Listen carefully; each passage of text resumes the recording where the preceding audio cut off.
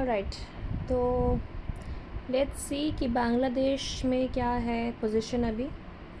ठीक है, उसके लिए एक ब्रीफ हिस्ट्री हम देख लेते हैं कि बांग्लादेश बना कैसे और कैसे हेल्प किया था इंडिया ने। ठीक है, तो अगर हम 1947 का बात करते हैं तो उस टाइम पे जब पाकिस्तान दो हिस्सों में बना था, वेस्टर्न पाकिस्तान और ईस्टर्न पाकिस्तान, तो जो ईस्टर्न पाकिस्तान जो प्रेजेंट बांग्लादेश है वहाँ पे प्रॉब्लम्स थी इस बात पे क्योंकि उर्दू को ऑफिशियल लैंग्वेज डिक्लेयर कर दिया गया था बाय द मुस्लिम लीग। ठीक है, तो इस वजह से जो है बंगालीज़ को प्रॉब्लम्स आए, रिजेंटमेंट हुआ उस चीज़ के ख़िलाफ़, है ना। और पॉलिटिकल रिप्रेजेंटेशन भी नहीं दिया जा रहा था ईस्टर्न पाकिस्तानी लोगों को। तो इन सब चीज़ों की वजह से रीजनल पार्टीज़ उभरने लगते हैं वहाँ पर ईस्ट पाकिस्तान में। विथ टाइम काफ़ी ज़्यादा प्रॉब्लम्स वहाँ बढ़ जाती है एंड राइट्स होने लग जाते हैं, they fight for their own rights. ठीक है, ऐसे ही अवामी लीग का फॉर्मेशन होता है बाय मुजीबुर रहमान। ठीक है, और जब 1970 में इलेक्शंस होता है वहाँ पर, तो अवामी लीग बहुत फुल बहुमत के साथ जीत जाती है। बट उस समय जो वेस्टर्न पाकिस्तान की जो पार्टी थी पीपीपी, जुल्फ़िकार भुट्टो की पार्टी, इन्होंने अवामी लीग को अपना खुद का गवर्नमेंट फॉर्म नहीं करने दिया था ईस्टर्न पाकिस्तान में। ठीक है, तो इस वजह से बांग्लादेश की मतलब जो उस समय का जो पाकिस्तान है, ईस्ट पाकिस्तान है, वहाँ पे प्रॉब्लम्स काफ़ी बढ़ गई, राइट्स होने लग गए, रैलीज़ होने लग गई। तो इस चीज़ को दबाने के लिए वेस्टर्न पाकिस्तान ने ऑपरेशन सर्च लाइट स्टार्ट कर दिया। अब इस चीज़ के अंदर उसने बहुत फ्रीडम फाइटर्स जो थे वहाँ के, उनको मारा, जेनोसाइड किया, बहुत लाखों लोगों की जेनोसाइड हुई, मास किलिंग्स हुई, बंगाली वुमेन का रेप हुआ। ठीक है, स्टूडेंट्स को जेल में लिया गया, काफ़ी वायलेंट सिचुएशंस हो गए थे इस टाइम पे। तो उसी समय रिसेंटली इंडिया ने रशिया के साथ 1971 में treaty of peace and friendship sign किया था। ठीक है, अब जैसे ईस्टर्न पाकिस्तान में सिचुएशन ख़राब था, तो काफ़ी जो वहाँ के लोग थे बॉर्डर एरियाज़ पे, वो बॉर्डर पार कर के इंडियन ईस्टर्न स्टेट्स में आके सेटल होने लग गए। हमारे इंडिया का भी उस समय सिचुएशन बहुत अच्छा नहीं था। ठीक है, और साथ में रिफ्यूजी क्राइसिस को संभालना मुश्किल हो गया था, बिकॉज़ हम लोग उस समय एक डेवलपिंग कंट्री थे और हमारे खुद के कंट्री में पॉवर्टी थी। तो जो हमारी प्रधानमंत्री थी इंदिरा गांधी जी, उन्होंने सोचा कि क्यों ना हम उनका साथ देते हैं ईस्टर्न पाकिस्तान के लोगों का, और वहाँ पे उनको फ्रीडम दिला देते हैं वेस्ट पाकिस्तान से।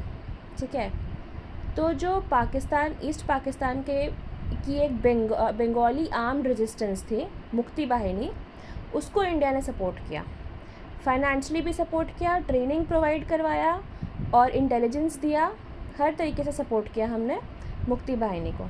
ठीक है, तो अब जब पाकिस्तान ने देखा कि इंडिया सपोर्ट कर रही है ईस्ट पाकिस्तान के लोगों को, तो पाकिस्तान ने इंडिया पे वॉर ओपन कर दिया वेस्टर्न फ्रंट पे। ठीक है, तो ऑपरेशन चंगेज़ खान के अंदर इंडियन एयरबेस को बॉम्ब किया गया, काफ़ी स्ट्राइक्स हुए, बैटल ऑफ लॉन्जीवाला हुआ, ये सारे बैटल्स हुए उस टाइम पे। एट द एंड जो है यूएस एयरक्राफ्ट जो है एंटरप्राइज़, वो इंडियन ओशन पहुंचने लग गई। ठीक है, यूएस का एयरक्राफ्ट कैरियर था एंटरप्राइज़। तो जब यूएस इंटरवेंशन हो गया तो इंडिया ने फिर सोवियत से हेल्प मांगा और फिर Soviet ships Bay of Bengal में आके आ गई। तो इस सिचुएशन में फिर एट द एंड इंडिया जीत जाती है और बांग्लादेश का फॉर्मेशन हो जाता है। ठीक है, तो 16 दिसंबर 1971 को मुजीबुर रहमान प्राइम मिनिस्टर बन जाते हैं बांग्लादेश के, जो कि शेख हसीना के पिताजी है। ठीक है, और इस वॉर का एंड होता है 1972 का शिमला अग्रीमेंट से। शिमला अग्रीमेंट में क्या हुआ था, हमारा जो सीज़ फायर लाइन था 1947 का, उसको लाइन ऑफ कंट्रोल रिकग्नाइज़ कर दिया गया, उसी को अपना बॉर्डर मान लिया गया।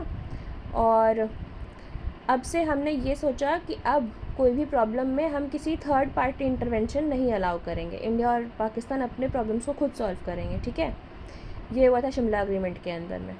और हमने 93,000 प्रिजनर्स ऑफ वॉर को रिलीज़ किया था। ठीक है, ये हो गया एक बैकग्राउंड।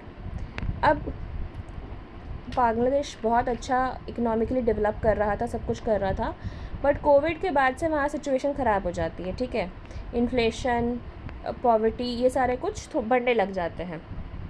इस सिचुएशन में 2024 में क्या होता है कि वहाँ की जो अवामी लीग थी उसने 30% reservation for freedom fighters family को देने के लिए हाई कोर्ट ने वहाँ का अलाउ कर दिया। तो अब इस रिजर्वेशन की वजह से वहाँ पे काफ़ी स्टूडेंट्स क्राइसिस हो गई और लोग प्रोटेस्ट करने लग गए इस रिजर्वेशन के ख़िलाफ़। ठीक है, और गवर्नमेंट ने जिस तरीके से इसको हैंडल किया उस तरीके से और भी ज़्यादा लोग नाराज़ हो गए गवर्नमेंट के ख़िलाफ़। ठीक है, तो ये पूरा सिचुएशन जो है एस्केलेट हो जाता है 2024 में। अब जिसके वजह से शेख हसीना को वहाँ से जाना पड़ता है, और अभी जो केयर टेकर गवर्नमेंट है वहाँ की वो है मोहम्मद यूनुस के अंदर। बट मोहम्मद यूनुस के अंदर प्रॉब्लम क्या हो गया, ही इज़ प्रो चाइना, और अब जो है चाइनीज़ इन्फ्लुएंस हमारे बॉर्डर पे काफ़ी बढ़ रही है, बांग्लादेश बॉर्डर पे। तो अब प्रेजेंटली इश्यूज़ क्या क्या है इंडिया और बांग्लादेश के बीच में। सबसे पहले increase Chinese influence in the border which causes what strategic concerns, क्योंकि जो हमारा मेनलैंड इंडिया है उससे नॉर्थ ईस्ट को अगर हम कनेक्ट करने की बात करते हैं तो वो हमारा एक बहुत पतला सा कॉरिडोर है। ठीक है, और ये इसको कहते हैं सिलीगुड़ी कॉरिडोर या फिर चिकन नेक। तो इसमें ये कहा जाता है कि अगर इस जगह को, ये स्ट्रेटेजिकली इतना इम्पॉर्टेंट इसलिए है क्योंकि अगर इस जगह पे कोई भी ब्लॉकेड होता है तो हम अपने नॉर्थ ईस्ट से कट जाएंगे। ठीक है, नॉर्थ ईस्ट से कनेक्शन हमारा मेनलैंड का कट जाएगा। दूसरी बात, वहाँ पे वो कम्प्लीटली इंटरनेशनल बॉर्डर बाउंड्रीज़ जो है, इंटरनेशनल बाउंड्री है वहाँ पे नियर बाय। नेपाल है, भूटान है, तिब्बत है, वो सारा वहाँ पे इंटरनेशनली वहाँ पे वो एरिया इतना स्ट्रेटेजिक है, इम्पॉर्टेंट।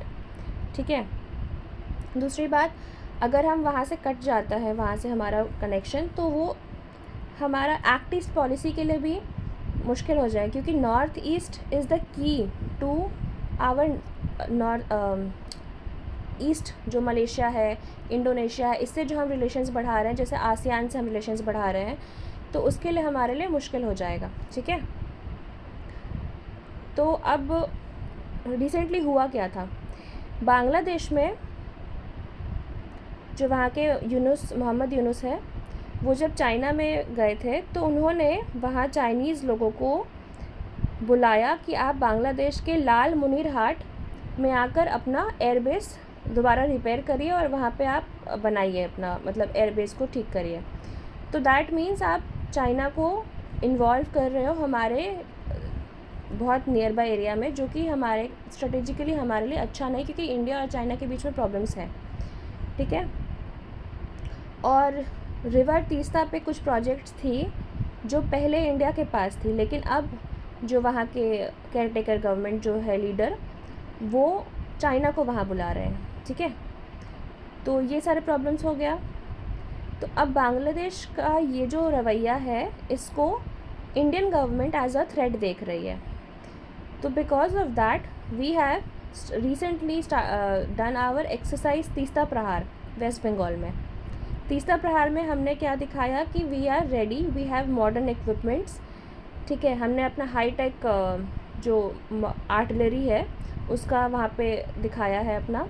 राफेल फाइटर जेट्स हमने वहाँ रखा है हाशिमारा एयरबेस में, और हम बॉर्डर एरियाज़ जो है वहाँ पे वो उसको इम्प्रूव कर रहे हैं। ठीक है, और ऑल्टरनेटिवली हम लोग क्या कर रहे हैं कि हम चिकन कॉरिडोर के अलावा दूसरे वे से अगर हम कनेक्ट करना चाहें नॉर्थ ईस्ट में, वो भी हम प्रोजेक्ट अपना कर रहे हैं। वो काफ़ी टाइम से इनलाइन है, बट अब उसको हम लोग स्पीड अप कर रहे हैं, कालादान मल्टी मॉडल प्रोजेक्ट। ठीक है, जो म्यांमार के साथ है हमारा। ओके, दूसरा प्रॉब्लम क्या है कि अभी रिसेंटली इंडिया ने जो सारे स्टेट्स को मिनिस्ट्री ऑफ होम अफेयर्स ने आइडेंटिफाई करने को बोला है कि जितने भी इलीगल इमिग्रेंट्स हैं आप उनको वापस भेजो बांग्लादेश। ठीक है, Bangladesh army is seeing this as a pushback of their people and it's not seeing this is a happy thing. ठीक है, बिकॉज उनको लग रहा है कि ये यूनिलैटरली डिसीजन लिया गया है, बट ये यूनिलैटरल डिसीजन नहीं है, बिकॉज इंडिया काफ़ी टाइम से बात कर रही है वहाँ के लोगों से कि आप अपने जो सिटीजन्स हैं उनको वापस बुलाओ, बट इंडिया का वो बात नहीं सुन रहे थे, जिसकी वजह से हमने पुशबैक स्टार्ट किया illegal Bangladeshis. In fact supreme court ने भी इस डिसीजन को गवर्नमेंट के सपोर्ट किया है, because we already are a big huge nation and we have limited resources. तो हम पहले अपने सिटीजन्स के बारे में सोचेंगे, इसीलिए हमने ये स्टार्ट किया है। और बहुत बड़े नंबर में यहाँ पे इलीगल तरीके से, अनडॉक्यूमेंटेड तरीके से बांग्लादेशीज़ रह रहे हैं, और हर स्टेट के पास वो सॉवरेन राइट्स है कि वो अपने लोगों के बारे में पहले सोचें। जैसे कि अमेरिका ने भी रिसेंटली जो इलीगल अनडॉक्यूमेंटेड इंडियन सिटीजन्स है उनको वापस भेजा था। तो this is not a problem, this can be done. तो इसमें ह्यूमन राइट्स का ऐसा कोई वायोलेशंस नहीं हो रहा है, ठीक है। तीसरा क्या प्रॉब्लम है कि अब वहाँ पे जो अदर पार्टीज़ है, जैसे जमात इस्लामी बांग्लादेश में, अब वो पावर में, मतलब पावर शेयरिंग कर रही है। जैसे कहा जा रहा है कि जो मोहम्मद यूनिस है उनका कोऑर्डिनेशन है जमात इस्लामी के साथ, और ये एक बहुत रैडिकल ग्रुप है, मतलब इसका जो कनेक्शन है वो ISIS के साथ है। तो अगर बांग्लादेश में सिचुएशंस ख़राब होती है तो वो हमारे ईस्टर्न बॉर्डर्स, मतलब जो स्टेट्स है उसके लिए काफ़ी डिफ़िकल्ट हो जाएगा, और ऑन अ होल इंडिया के लिए वो एक प्रॉब्लमेटिक सिचुएशन है। तो इसलिए इट्स बेटर वी ट्राई कि चाइनीज़ इन्फ्लुएंस वहाँ नहीं बढ़े, okay. And this is a developing issue, so we need to get continuously updated also about this thing. So this is what the background is, okay.